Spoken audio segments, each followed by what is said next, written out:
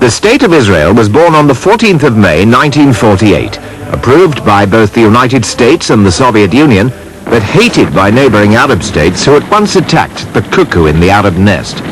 Contemporary British newsreels described the situation as they saw it. Abdullah of Transjordan, Farouk of Egypt, and Ibn Saud of Arabia unite the Arab world against the Jewish state. Abdullah alone commands an efficient fighting force, the Arab Legion, trained and equipped by Britain under the terms of her treaty with Transjordan. Unless United Nations declare Abdullah the aggressor, Britain remains bound by the treaty. Israel won. Her soldiers had gained experience as Jewish underground fighters during the previous British rule of Palestine, but it was a close-run contest. As a result, the new Israeli state ended up bigger than the United Nations resolution of 1947 had intended. This had recommended partition of Palestine into two states, one Arab, one Jewish. Most important for Israel, she took one half of Jerusalem, which the UN had scheduled as international. Transjordan seized the other, the eastern half, plus what's now called the West Bank.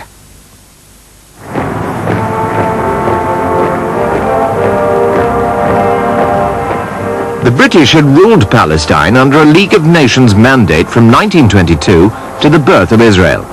It was a turbulent period, with Britain paying the price of conflicting promises made to Arabs and Jews. Jews had been promised a national home in Palestine, so a regular flow of immigrants began, which Palestinian Arabs living there resented. Hitler's Holocaust in Europe added to the post-war immigration pressures.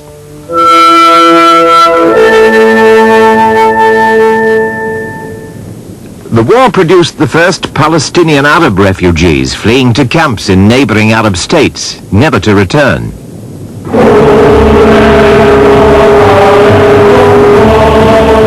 Jews, by contrast, were flocking in. Israel's proud boast then was of making the desert bloom. Under the law of return, any Jew could become an instant citizen. Immigrants came, particularly from Arab states where Jewish life had become difficult because of antipathy to Israel. They were needed to build the new state, which forged ahead fast in the 1950s.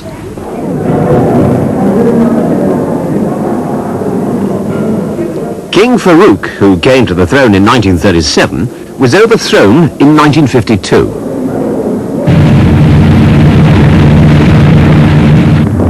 Colonel Nasser, who later became president, emerged as a popular leader, modernizing Egypt, seizing big land holdings, starting grandiose developments such as the Aswan Nile Dam. When the Americans and the British refused to help finance it, he nationalized the Suez Canal in July 1956. Britain was outraged. Sanctity of contract is one of the foundations on which all international peace and security depend. And if governments are not prepared to observe those contracts, if they can with impunity tear them up, then we are, in our judgment, striking at the foundations of peace and security. That was true in the 1930s, and it's still true today. Angered by Nasser's seizure of the waterway in which they had shares, Britain and France plotted with Israel to teach Nasser a lesson. Israel's army struck across the Sinai Desert in what became the Second Arab-Israeli War and pushed on to the Suez Canal. Following the Anglo-French attack in October, British newsreels set the tone. It's up to everyone here in Britain to do everything in our power to back up all our forces who are so coolly and efficiently carrying out their duties.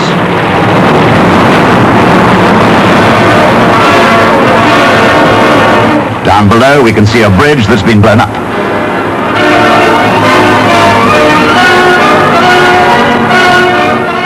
There was a furious debate in Britain about the British role, and in the United States, President Eisenhower was angry. The United States was not consulted in any way about any phase of these actions, nor were we informed of them in advance. We believe these actions to have been taken in error, for we do not accept the use of force as a wise or a proper instrument for the settlement of international disputes.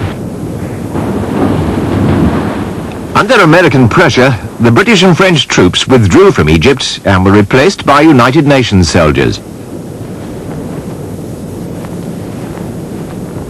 Israeli troops too finally retreated to their borders.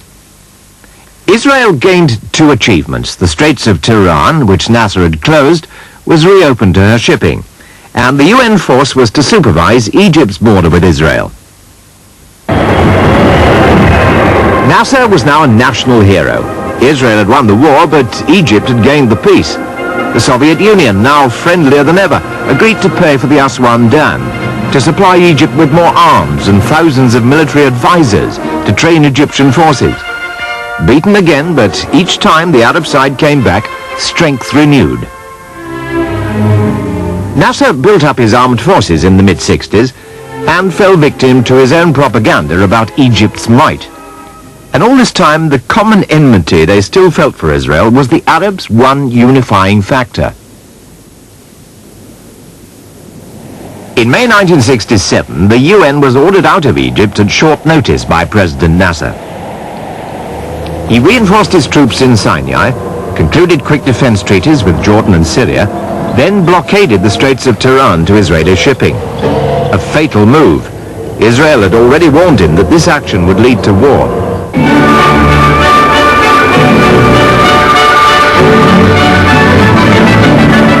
On the 5th of June, Israel struck.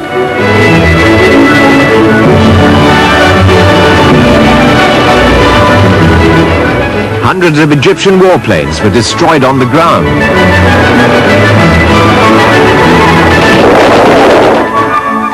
Jordan was given the chance to stay neutral, but King Hussein felt he had to support Nasser.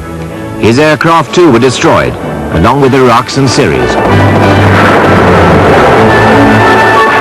In 6 days, the Israeli army, safe from enemy air attack, took Sinai, the West Bank, Gaza, and the Golan Heights, enlarging its territory fourfold. But there was a price. Above all, Israel reunited Jerusalem, seizing the eastern half from Jordan and annexing it almost at once.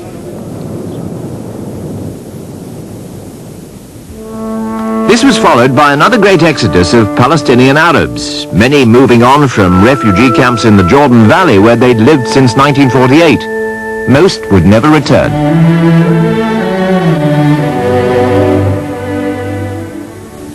The UN Security Council met, but the war was so quickly over that the UN could do little but pass Resolution 242 in November 1967, calling on Israel to withdraw from occupied territories.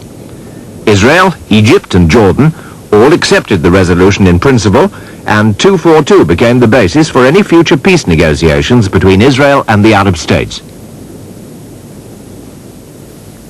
The Arabs, though, were bitter. Meeting at Khartoum on the 1st of September, they'd come up with 3 resounding no's. No negotiation with Israel, no recognition of Israel, no peace with Israel. Palestinian Arabs outside Israel now reorganized themselves into the Palestine Liberation Organization, or PLO, to fight their cause. Yasser Arafat, the PLO chairman, came to symbolize their struggle.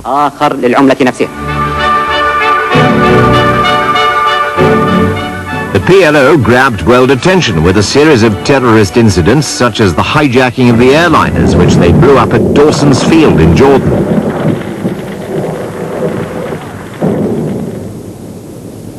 And at Lod Airport in Tel Aviv in May 1972, when nearly 100 people were killed or wounded. And the murder of Israeli athletes at the 1972 Munich Olympics. Brutal stuff, but the world took notice. Arafat's 1974 speech at the UN was the PLO's high spot.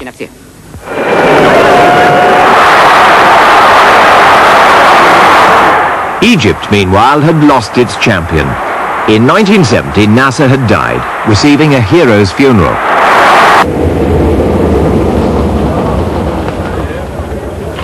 Sadat, his successor, turned out to be bold and crafty.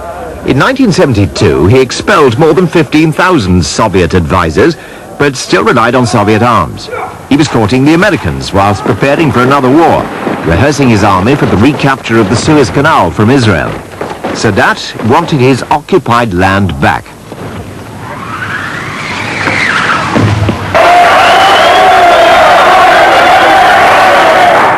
He re-established Egypt's broken links with King Faisal of Saudi Arabia, so ensuring himself oil money to tackle the coming fight. And he teamed up with Syria, whose President Assad was to be an ally vital to his plans.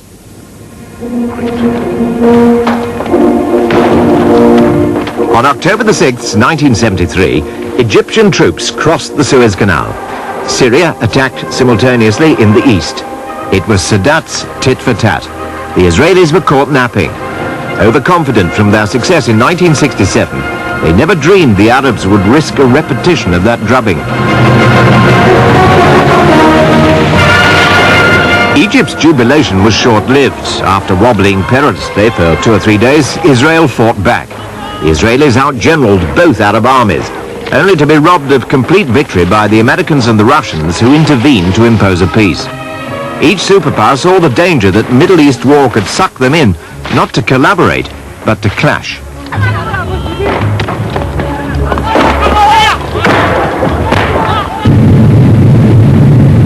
In this war, a new weapon was born: oil.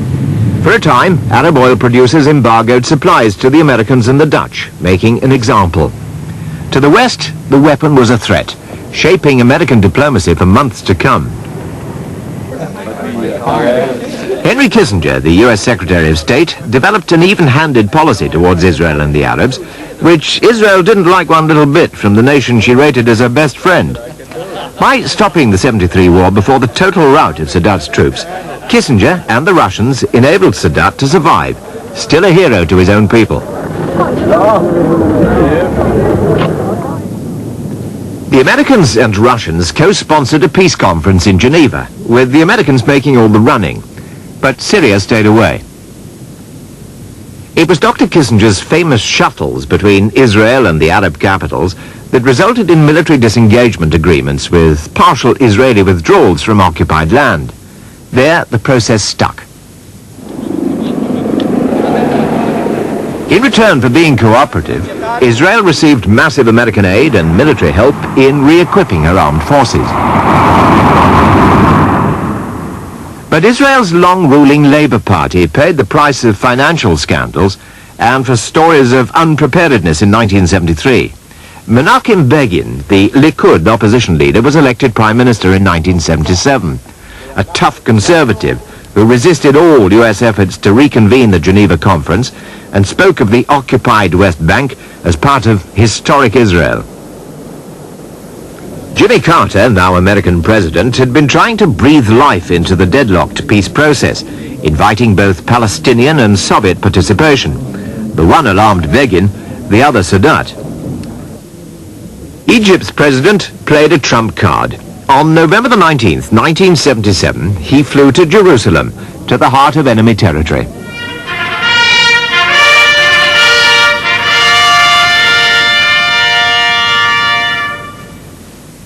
He addressed the Israeli parliament, the Knesset, and amazed the world.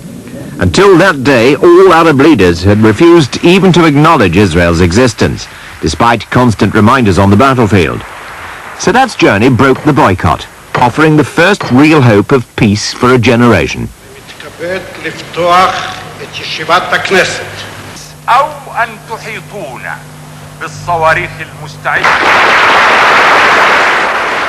Other Arab leaders, though, were furious with him for breaking ranks.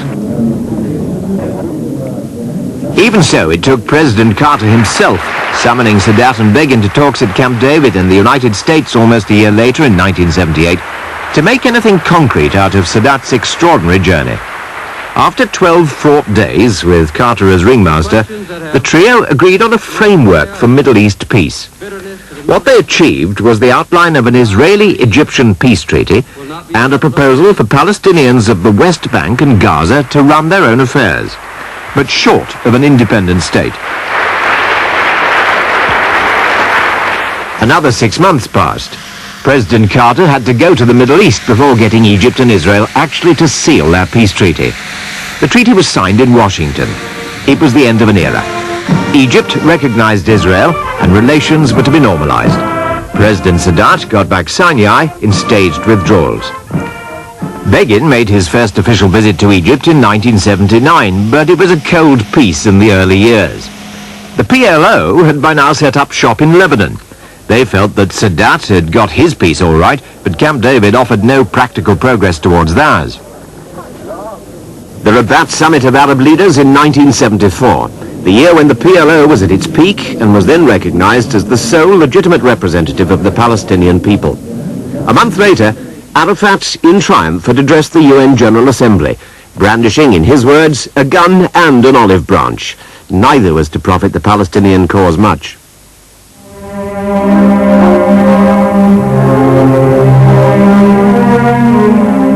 President Sadat paid for swimming against the Arab tide and was assassinated by Muslim fanatics in 1981. Mr. Begin and former President Carter attended his funeral, but Egyptians hardly mourned him. Hosni Mubarak became president and custodian of the peace with Israel. With the Arabs, as ever, at sixes and sevens, Israeli settlement of Jews on the occupied West Bank speeded ahead.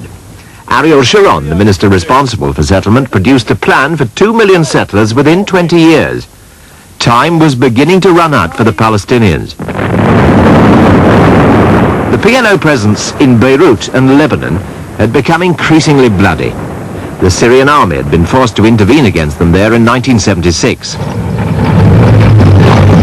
The Palestinians were dealt a devastating blow when Israel invaded Lebanon in June 1982, launching its army against PLO sanctuaries there.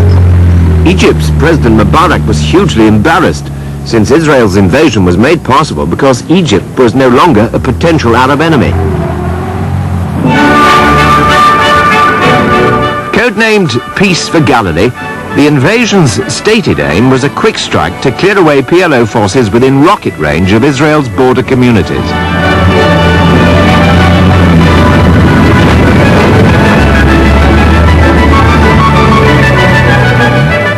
Within days, as Israeli troops proceeded north to Beirut, encircling the Lebanese capital, it became clear that a more ambitious plan was being pursued.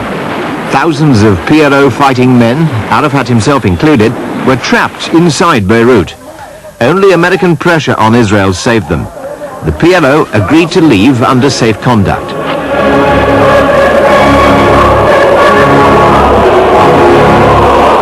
The Palestinians kept a stiff upper lip, but their evacuation was a huge defeat. Divided and weakened, the PLO was scattered to 8 Arab lands.